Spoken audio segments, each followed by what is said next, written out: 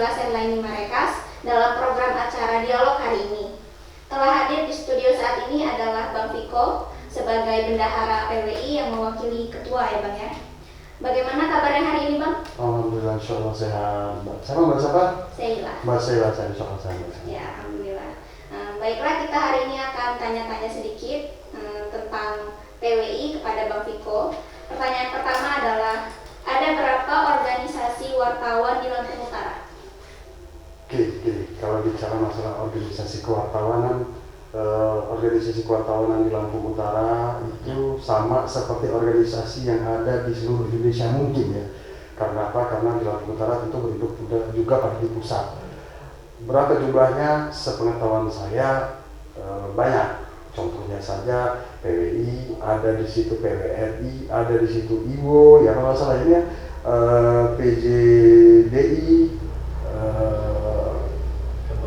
dan lain-lainnya. Saya lupa ya apa nama-nama, tapi organisasi wartawan di Lampung banyak. Ada banyak. Ya. Oke, lanjut ke pertanyaan selanjutnya. PWI ini kan sebagai organisasi wartawan tertua ya Bang ya. Nah, apa saja program kerja untuk tahun 2022 terkait dengan pelantikan pengurus PBI cabang Lampung? PWI ya, Jadi gini, bicara masalah program kerja, tentunya program kerja yang sudah disusun oleh ketua dan sekretaris merujuk pada program kerja yang dahulu, tapi ada juga program kerja yang diperbarui ya. Salah satu beberapa di antara yang sangat mendesak yang sudah mendekati itu yaitu adalah Hari Pers Nasional yang akan diselenggarakan di Sulawesi Tenggara, tepatnya di Kendari ya. Itu di bulan Februari nanti. Sebelumnya kita juga sudah melaksanakan Praprowanas. Nantinya ke depan juga akan digelarnya Pekan Olahraga Nasional ya. Banyak kegiatan-kegiatan di luar Lampung yang akan diikuti oleh PWI Lampung Utara dan Provinsi Lampung tentunya Lampung.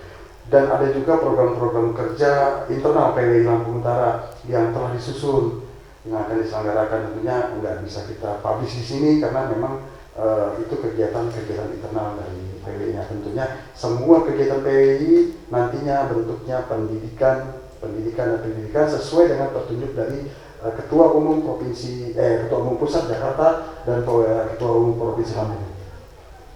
Ya, oke. Lanjut ke pertanyaan yang selanjutnya. Di dalam organisasi PWI ada berapa sih wartawan yang tergabung di dalamnya?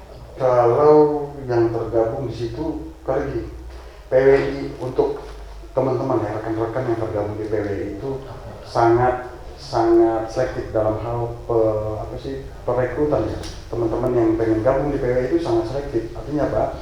Kita alhamdulillah di jumlah yang ada di PWI saat ini 45 anggota PWI itu semuanya sudah kompeten ya, artinya sudah mengikuti jenjang pendidikan. Karena mau masuk ke PWI itu ada pendidikan yang terlebih dulu, ada bentuknya seperti uji kompetensi wartawan.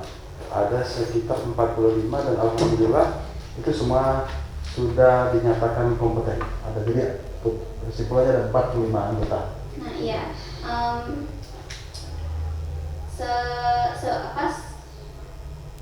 seperti yang telah diomongin oleh Bang Viko, kalau wartawan di PWI itu sudah kompeten dan sudah melakukan uji kompetensi. Nah di sini ada pertanyaan, mengapa wartawan yang harus tergabung di situ harus melakukan uji kompetensi? Oke. Ya maaf ya kalau kata-kata yang saya sampaikan nantinya sedikit ada hal-hal yang mungkin tidak berkenan ya. Jadi begini, seorang jurnalistik pengen jadi orang jurnalistik atau wartawan itu harus memiliki pedoman dasar. Bagaimana kita berhadapan nanti mencari berita sementara kita tidak tahu rule aturan ya. Makanya teman-teman yang digabung di PWI itu harus memiliki dasar utama. Dasar utama harus jadi wartawan. Bagaimana caranya? Mereka diberikan pendidikan terlebih dahulu. Mereka harus ikut pendidikan. Apa pendidikannya? Uji kompetensi wartawan. Ada tingkatannya. Tingkat pertama adalah muda. Tingkat kedua adalah media. Tingkat ketiga adalah utama.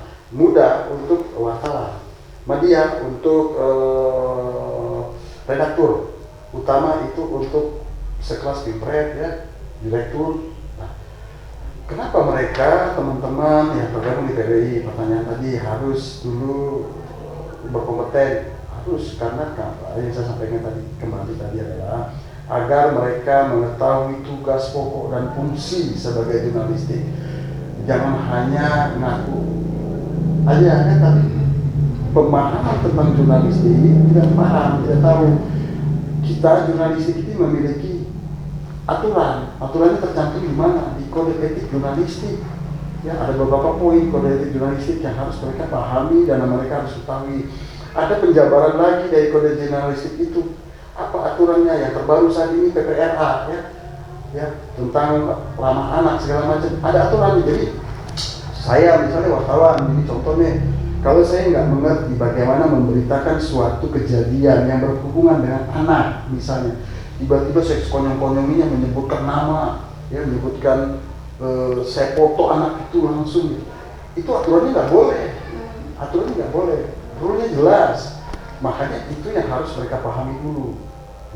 Dan PWI sendiri merumuskan jika ada ya teman-teman yang ingin bergabung di PWI harus mengikuti tahapan-tahapan, yaitu pertama mereka harus mengikuti uji kompetensi wartawan.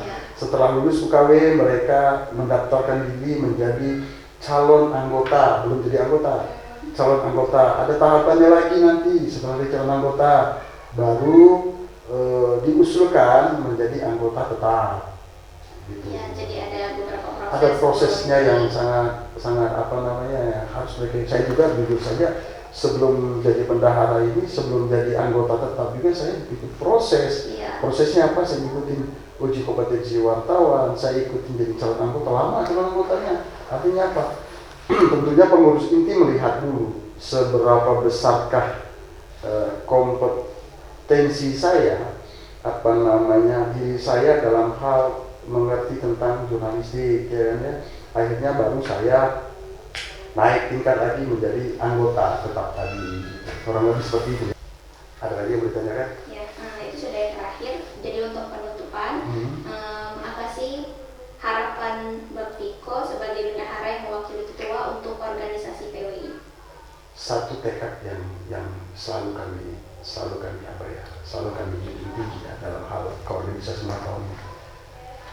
Kami cuma bertekad bagaimana mencetak membuat suatu wadah organisasi PWI ini menjadi wadah teman-teman terus yang saya sampaikan tadi, menimba ilmu, terus berkarya, terus pendidikan agar lebih baik lagi. Karena saya sebutkan kembali tadi, pendidikan jurnalistik ini ada tahapan-tahapannya. Kalau kita tekuni, karena tekuni jurnalistik ini yakin saja akan membawa pada diri kita sendiri. Ya, etikanya begini. Kita kembali kepada kode etik jurnalistik. Ada poin 1 saja dari pasal 1. Sebagai seorang jurnalistik itu tidak boleh ada unsur ketidaksukaan. Ya, dia harus independen lah. Ya, artinya begini. Saya jurnalis, tiba-tiba saya tidak suka dengan seseorang. Saya bertanya kepada dia, terus saya membuat suatu berita atas asas kebencian. Ya, atas asas kebencian tentunya tidak baik, tidak layak, dan itu sangat pelanggaran yang sangat luar biasa. Artinya dia harus independen, harus berdiri sendiri, dia harus melihat berapa sisi titik yang harus dia pedobani. Nah, seorang jurnalistik harus juga bijaksana, mana yang layak dan mana yang tidak layak. Aturan rule dalam hal pemberitaan pun harus dijunjung tinggi juga. Mana yang melanggar kode etik, mana yang tidak melanggar harus juga diingatkan. Kembali ke apa yang diharapkan, saya sebagai mewakili ketua tadi, kembali tadi saya sampaikan bagaimana wadah PWI ini dapat mencetak teman-teman jurnalistik yang terus berkembang maju ya dalam hal jurnalistiknya, menjadikan profesi jurnalistik ini yang terus profesional. Gitu. Ya, oke. Pemirsa, demikian tadi dialog kita hari ini bersama Bang Viko sebagai bendahara PWI.